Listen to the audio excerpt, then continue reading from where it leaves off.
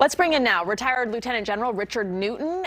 Lieutenant Newton, thank you for joining us tonight. I want to start with the sinking of the Russian cruiser on Thursday night that Nicole was just reporting on. How big of a deal is this? Put this in perspective for us. Well, good evening, Ruta Bay. It's a huge deal for a couple of reasons. You know, that's the largest ship sunk in combat since World War II. And it's the first of the flagships that's ever been sunk, really since 1905, a Russian flagship. So this is extraordinary. This was the key ship of the Russian Black Sea Fleet, and the fact that it was sunk by my sources, and I think the Department of Defense has confirmed as well, two Department of Defense analysts have said that there were two anti-Neptune cruise missiles that sunk the ship, is significant, and that will push I believe the Black Sea Fleet out a little bit. They'll want to get out of range of those cruise missiles, which will then prevent the Russian Navy from being able to use artillery from their ships, and they'll have to move them out, several miles and get out of that range. Now, they'll still be able to affect targets through cruise missiles from the ships, but they won't be able to, or at least they'll be in harm's way if they decide to get up closer and do it with artillery fire from their ships. Yeah, might send a message at the very least. Some government estimates are now saying the war could be raging into 2023. Do you agree? You've said that we're still on the path to escalation. What's your assessment right now? Well, my assessment is I think we're not talking in terms of weeks or months. We could even be talking in terms of years, Ruta Bay. And so certainly the war, what was going to be now a war of attrition, moving into 2023, I think we just need to expect that. And therefore, it really, at the behest of the Ukrainian government, the United States and NATO needs to be pouring in arms, shipment of arms, again, high power arms into the hands of the Ukrainian military, because the war is shifting now from no longer Kyiv, although Kyiv was struck last night, as Nicole reported, but really they're going to bring forces in from the north and the east to attack the eastern part of Ukraine, which is the Donbass area as well as the south. So again, this is going to be a long war of attrition. It's going to be a global war.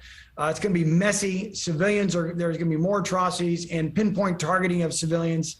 And so we just need to buckle up, because it's going to get worse before it's going to get better. Oh, that is so disheartening. We've been looking at the map. Now that we're 50 days in, has Putin's aim become clearer to you? Is the plan to landlock Ukraine and annex the eastern and southern parts?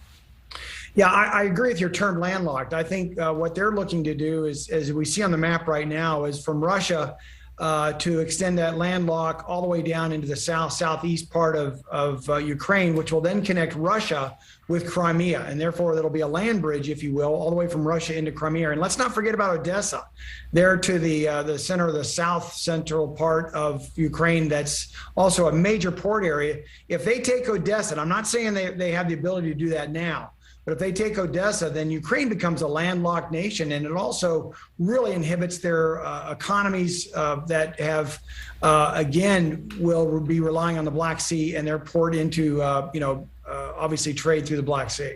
And aside from pleading for help and a no-fly zone, what is Ukraine doing to prepare for this escalation you're talking about? Well, they're doing a number of things.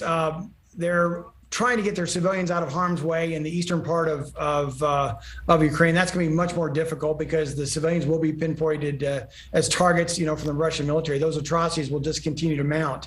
But they are trying to maintain, again, at least try to go toe-to-toe with the Russian Air Force. Now, that's difficult, because it's getting more difficult, because reportedly last night and earlier today, for the first time, Russia actually uses long-range bombers out of Engels Air Base. I actually flew with the Russian Air Force several years or so ago out of Engels. And so it's a long haul for the Russians to affect targets from Engels, but nonetheless, they're using their long-range bombers. Therefore, again, it's very important that the United States provides as much arms, but again, extensive arms to Ukraine. President Biden signed off on another $800 million package, which includes heavy artillery, more drones, and also we're getting S-300 anti-air defense systems out of Slovakia. But again, much more needs to be done, not only in terms of capabilities, but in terms of making sure that we continue to pour on, not just today, that we not become weary with the war, but we continue to provide those arms that the Ukrainians are going to really need. Yeah, and let's talk about Belarus, right? Because that's a Russian ally. It's been a staging ground in this war.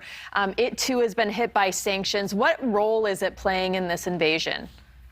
Well, it's a staging area for the Russian forces, and it's one of the very few friends that Russia has in the region. So a lot of it may be symbolic, but they can't operate out of Belarus. But nonetheless, they do have one ally there. But really, the threat for Ukraine comes from Russia.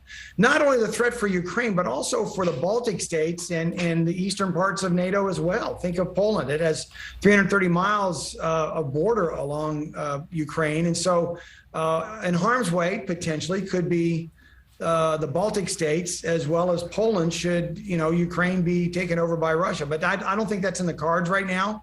We need to focus on the eastern area of of Ukraine, and especially from the east, but also the south and certainly the south central area towards Odessa.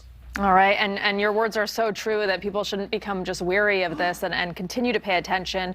Lieutenant General Richard Newton, thank you as always. Thanks for watching. Click the red subscribe button below so you can get more of NewsNation's fact-driven, unbiased coverage.